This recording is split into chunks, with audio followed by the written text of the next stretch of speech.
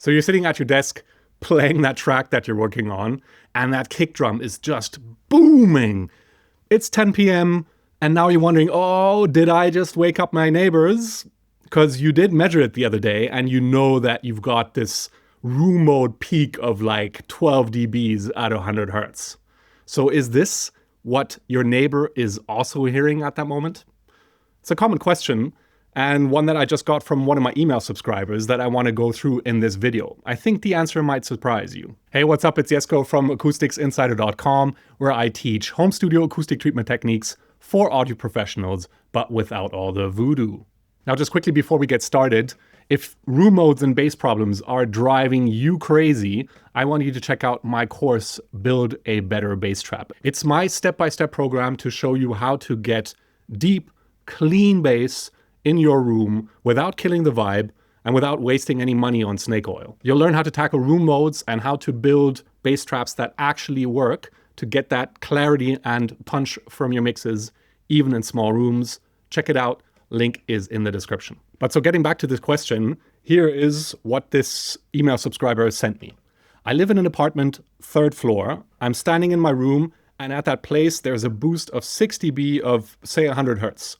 Will that volume of 100 hertz go through the ceiling, floor, walls to the neighbors, or is it only this loud in my room? And this sounds logical, right? Because if it's loud here, surely it is loud there. But the short answer is no. And that's because this phenomenon of room modes that are causing that peak that you're hearing are local to your room. They're even local to the exact position that you're at in your room.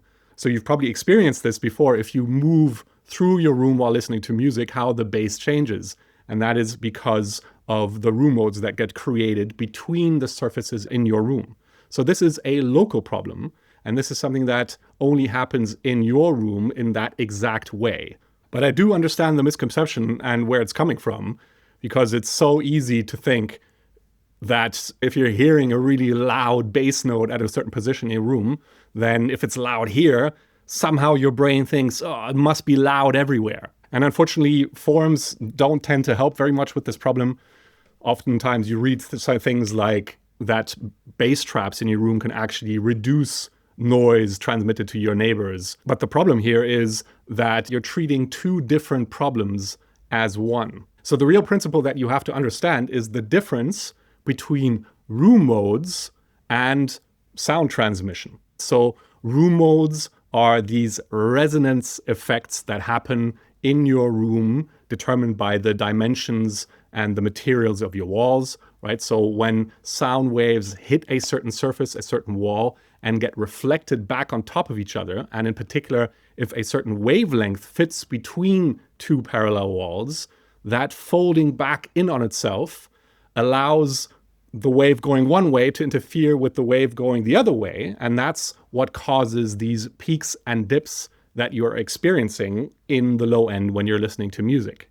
But again, the important thing is that this is a local effect to your room. It is purely created by the dimensions of your room and sound waves reflecting off of walls and then folding back in on themselves, really. Sound transmission, on the other hand, is a completely different acoustic effect, right? So in this case, the sound wave that hits the wall has to somehow transfer into the material that the wall is made of. Obviously, if the wall is airtight, we should assume that it's pretty much airtight, right? So there's a transmission of the energy from the air into the surface that makes up the wall.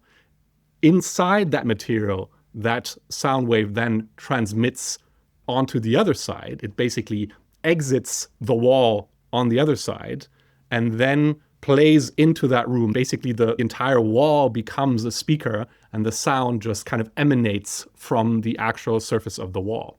And the main thing here to understand is that some energy will transmit through that wall and some energy will get reflected. The energy that gets reflected can then cause room modes in your room, and the portion of the energy that gets transmitted can then cause potentially new standing waves in the other room. The key difference here is the difference between reflected and transmitted energy. Any energy that is reflected can't be transmitted, and only the energy that is reflected can actually cause this resonant behavior, these room modes in your room, and thus cause the peaks and dips that you're experiencing. By definition, the reflected energy actually stays inside your room and isn't transmitted to any adjacent spaces. Think of it this way. If you imagine, let's say, a medium-sized aquarium, filled with water, no fish in it, you're stirring up the water, you're creating movement in the water, waves on top of the surface of the water, and they ripple across the aquarium. So now imagine you put a barrier in the middle of this aquarium. Let's say just a kind of a thin sheet of cardboard. And you again stir up the water in one side of this aquarium. Those waves on the surface will hit that cardboard. The energy will transmit into the cardboard. It will start vibrating. And then that energy will again be transmitted into the water on the second side of the aquarium.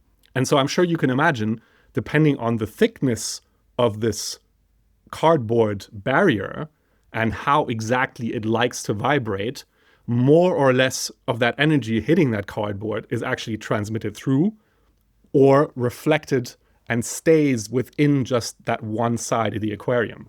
So you always have this ratio of reflected and transmitted energy, and it's only the transmitted part of the energy that can actually cause some waves in the second part of the aquarium. But they aren't necessarily exactly the same as in the first half of your aquarium, depending again on the thickness and the kind of way this barrier is actually made up. Just imagine you put actual drywall inside this aquarium as a barrier that's quite hard and heavy, and it won't really want to resonate very much. There's going to be very little energy actually transmitted to cause waves in the second half of this aquarium. And it's the same concept that you have to imagine when we're talking about sound waves in your room and how much of that energy is transmitted to adjacent spaces. And you can obviously increase the thickness of this barrier up to the point where hardly any energy is going to be transmitted. And you can really imagine you stirring up one side of this aquarium and the other side just stays still. There will hardly be any ripples on the surface of the water because so little energy is transmitted through this barrier. So what does that mean for your neighbor? Well, it all depends on how your walls are actually built and how much of that energy is allowed to transmit through that wall. It will then emanate on the other side into the other space, your neighbor's room, and will then again cause its own acoustic effects, for example, standing waves, in that space. And that's what your neighbor will actually perceive. And you may have noticed this as well. I definitely have, for example, if I stay in hotels where the beds are pushed right up against the walls, and then maybe there's some construction work going on, and you wake up at night because the hum of that construction is really loud where your head is right next to the wall. And then you're thinking, I need to do something about this. You get up and you realize it's not nearly as loud in other parts of the room. It's just that loud close to the wall. And that's because you're experiencing the effect of room modes being created inside that space, even though the sound source is basically the walls themselves. Taking this back to the original question, if you're experiencing a 6 dB, 12 dB boost in your room, that doesn't mean at all that somebody in an adjacent room is experiencing that same 6 or 12 dB boost wherever they are standing, sitting in their room. Now, just to quickly touch on this idea that you can use bass traps in your room to actually stop noise, sound transmitting into other spaces. Think again about the aquarium, right? So you're staring up one side of this aquarium with the barrier in the middle, and then let's say you put some, sponges along the perimeter of this one side to stop the motion of the splashing that you're doing in this one side. Yeah, so you can imagine that, sure, the sponges will help somewhat with that, but they won't really stop the energy hitting that barrier and potentially transmitting into the other side. This is kind of how you have to think about bass trapping and acoustic treatment in your room. It's about damping the behavior of sound inside your space, but it doesn't really affect how much sound is transmitted into the adjacent rooms. That is a question of how that barrier is constructed, what materials are used, is it drywall, brick, concrete, how thick it is, these kind of questions. Another question that kind of pops up in relation to this is if decoupling your speakers, your subs, can help with this problem. And sure, if you're moving or removing your speakers from just sitting directly on a surface, the floor, for example, in case of your subwoofer, and that sound directly transmitting into the floor, which can then cause it to emanate around the rest of your building. If you decouple that, then that will reduce how much sound is actually transmitted directly through the structure of your house. But all in all, it's, well, you're solving a direct coupling issue in that case. But once you detach your speakers from direct contact from the surface, you're then just dealing with the sound that hits the walls and then gets transmitted, and how you then place your speakers, what you do with your speakers exactly, as always, will have a little effect, but it's probably negligible in the grand scheme of things. So of course, the final question then becomes, well, what can you do to stop bothering your neighbors, potentially in an apartment, in kind of adjacent rooms? And the short answer is, for low frequencies, there are no simple solutions. For mids and highs, it's a little easier, but there's a video on my channel that I did a while ago, which I'll link. And I also want you to check out the YouTube channel Soundproof Your Studio. Wilson did a video recently talking about this, which is really great. I'll link that as well in the description, which you should definitely check out. And that will give you an idea of the kind of the general problems involved with sound isolation, with transmission of low frequencies through walls, and how you could actually stop that. In a nutshell, the only thing you can really do when you're talking about low frequencies is proper decoupling, a lot of mass, basically a kind of room-in-room construction in order for you to stop that sound transmitting and coupling through the surface, through the material, through the structure into the adjacent rooms. Now, if you want more general help with the treatment of your studio, I also want you to check out my home studio treatment framework. It's a top-level framework to help you focus on the right things at the right time when treating your studio, so you understand the big picture, so you make sure you're focusing on the right thing at the right time to stop you from turning in circles, having to redo things, possibly missing things that are actually really important in the process. I'll link that in the description as well. It's completely free. So here's what I want you to take away from this video. Room modes are local to your room. And in fact, what you're hearing is even local to your exact position in the room. Transmitted energy is not the same as reflected energy. And so what your neighbors hear is not the same as what you hear.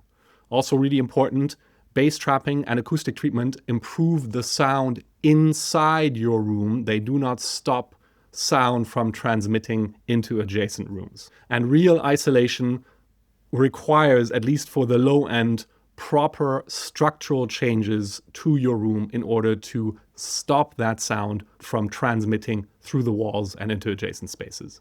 So don't panic if you hear a massive bass boost at your listening position. This does not mean that your neighbors are experiencing that same bass boost.